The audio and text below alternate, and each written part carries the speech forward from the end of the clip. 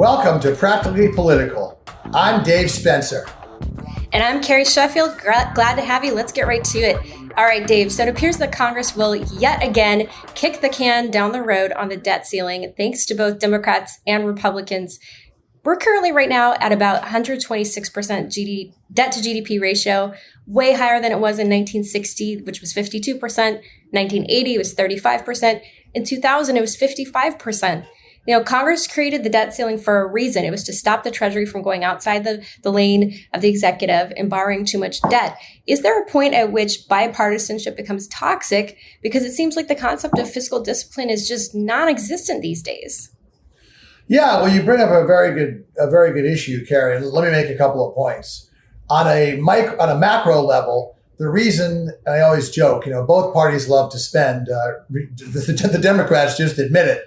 But one of the two main reasons this has happened is that interest rates have been exceedingly low. So way low for way longer than people expected. So the government can borrow money essentially for free. Secondly, there were some doomsday scenarios that were put forth. Oh my God, we're going to have runaway inflation. The economy is going to crash. Interest rates are going to go through the ceiling if we keep spending like this. And none of that has happened. So I think politicians don't feel that there's going to be an accountability, and this economic Armageddon that people are talking about is not going to come. But being the fair guy I am, I have to point out that prior to 1980, we never ran deficits, at least it was wartime. And Reagan, for all the good things he did, was the first president that got us living beyond our means. And if you look back over the last 50 years, when has government spending, government employing, and the deficit gone up during Republican administrations? But having said that, both parties are guilty. And I think that I don't know what's going to happen. I think that until the economy continues to turn around more, you're going to see it. I also think this debt ceiling thing is really careless because most of this debt was incurred under Trump or under bipartisan COVID relief. So to me, this is tantamount to going on a credit card binge and then stopping payment when you send the check in. It's just silly. And all it does is ruin your credit. But I don't know. Unfortunately, I don't think there is an end in sight. And I see both sides continuing to kick the can down the road because there's no economic price to be paid. And there are a lot of political benefits to be derived. Your thoughts?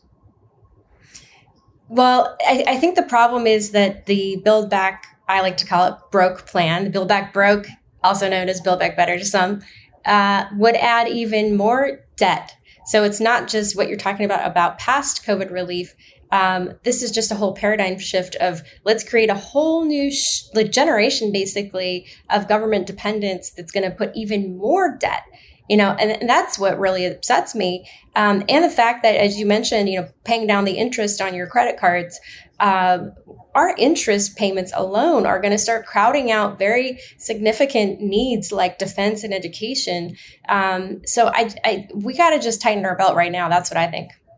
No, and I agree. And you know how I love my stats? Here's a stat for you. With $30 trillion worth of debt, a 1% increase in interest rates is $300 billion a year of additional debt. So we are really playing with fire. And I agree. And as I told you before, I wish that the American Rescue Plan was being debated now and they passed the Build Back Better plan early on, because that actually does have a lot of good things and it would help the economy as opposed to just handing people money, which is what a lot of the American Rescue Plan did.